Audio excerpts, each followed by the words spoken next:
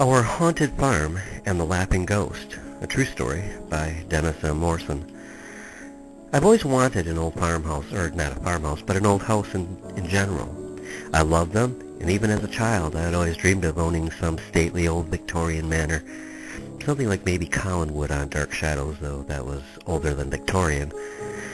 I have realized this dream several times, but in both instances the home was neither stately nor Victorian in appearance.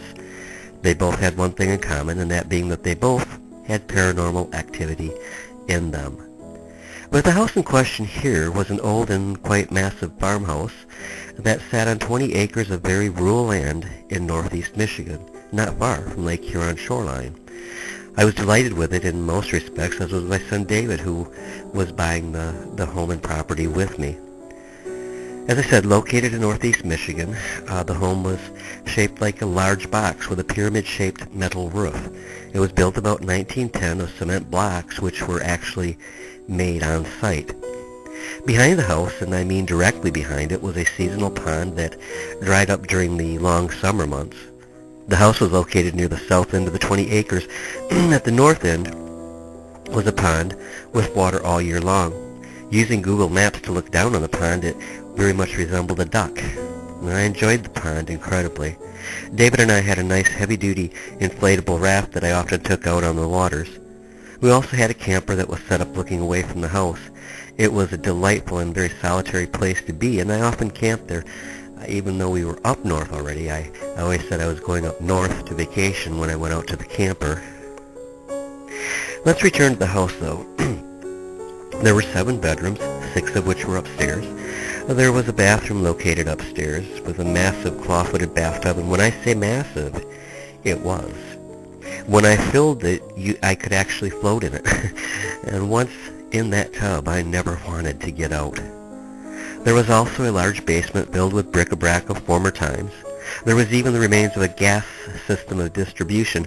Gas went throughout the house for lighting. The upstairs still had the gas light fixtures in the walls. The basement had several rooms, a couple completely lined with shelves where canned food had been stored. All of it was way too old to be consumed.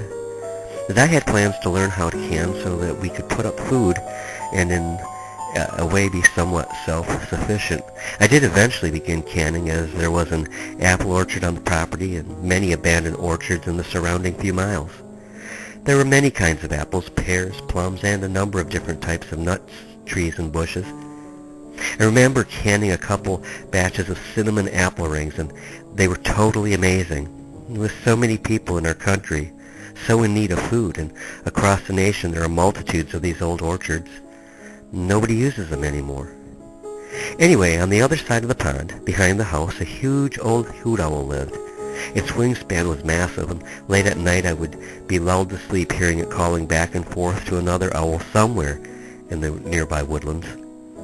On a hot summer night, not only would the owls be calling back and forth, but the bullfrogs would be loudly singing out their chorus as the crickets chirped away wildly.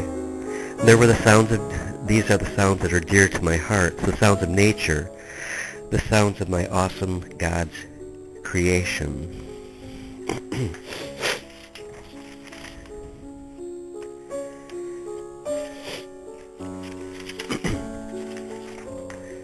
I remember one very hot summer night. It was quite late, and it was pitch dark outside, only a sliver of a moon, and no lights from any other houses, and there were no street lights.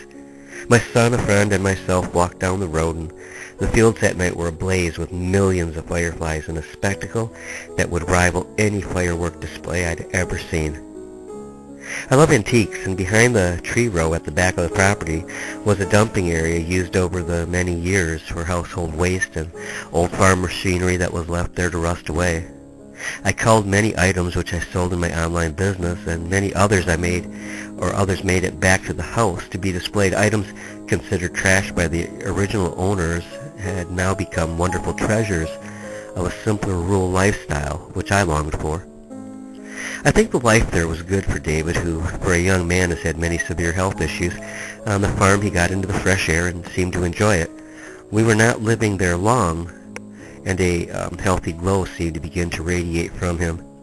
He loved the riding lawnmower that we had bought, and it was not unusual for me to wake up at 2, 3, even 4 in the morning and see the light from the mower as David mowed various parts of our large field. However, there were some enigmatic things which occurred there from time to time. Nothing that scared me, but reminders that the house we called home was being shared with someone else, someone who perhaps had dwelled there in the past. It is easy to believe the place may truly have been haunted. You see, the only bedroom downstairs was large and had originally been a parlor or setting room. A cousin of the family that had owned the farm said the parlor had served as a place for most of the funerals in the family, and sometimes a wedding was held there also. People were born in that house and died in that house, their bodies laid in repose, for others to come and pay their respects before being taken to the local cemetery to await the promised resurrection through our Lord Jesus. Some spirits seemed to linger, though, and upon occasion made themselves known. For example, there was a spirit that liked to laugh, and he would give a full-bodied laugh, loud, that was unsettling only because it was so loud and, of course, so unexpected. One day I was talking on the telephone in the hall, which led from the kitchen to the back of the house. I had my hands full and the phone against my chin and neck when he let out with a bellowing laugh so loud and surprising that I tossed in the air what I was carrying in my hands, including the telephone. The person on the other end also heard the laugh, and there was no one else in the house. The relative of the owners, who I mentioned earlier, said that it was his uncle, Uncle so-and-so, I don't remember the name, who died in the house and was well known for his loud and boisterous laugh.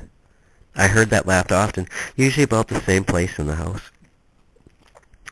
I had purchased a wonderful old regulator-type clock in an old case with glass that had gold ornamentation on it. It was most definitely Victorian and beautiful. But the clock did not work, and it was my plan to someday have it repaired. I hung it in the kitchen, and it fit in nicely, for it was from the same era as the construction of the house. My computer was set up in the kitchen close to the clock, and many times, even though it did not work, and the pendulum would not swing, the clock would actually chime. Other unusual occurrences would be the appearance of bright lights that came and went swiftly. There was also quite frequently shadows of people that were seen crossing the room or in a doorway. Shadow people were quite common sightings in that house. And then there was the mysterious black cat. Now that was quite odd indeed. The night the cat appeared, the house was closed up and there was no way in or out of it. The cat just seemed to appear out of nowhere, sat in the middle of the living room, and then dashed into a side room. We looked for hours to no avail. There was no cat, and there was no avenue of escape from the house. The black cat made a number of visits in the brief time that we lived on the farm, approximately a year. My life seems, in looking back, like it has been a series of seasons, and it was but 1 year, as I said, that we spent at the farm, a short season. There were many bad times there, but I choose to put them in the back of my mind, and I try to remember only those good times, a few of which I have discussed here and decided to share with you, and I hope that you've enjoyed them.